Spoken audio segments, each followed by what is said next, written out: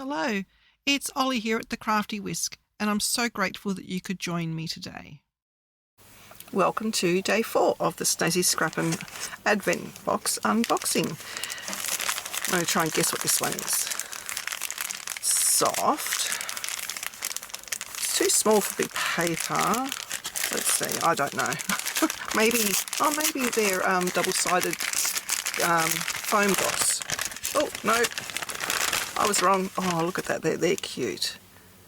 It's a little stamp set with, I think they're sort of like Christmas kitties. Like there's one with a little reindeer. But he can just be a winter kitty. They can be winter kitties.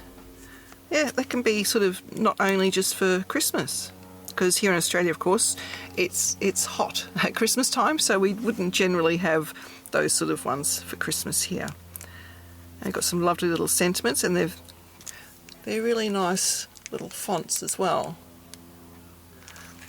Alrighty, join me tomorrow for day 5. Please like and subscribe to my channel and hit that notification bell so that you don't miss it when I bring out a new video.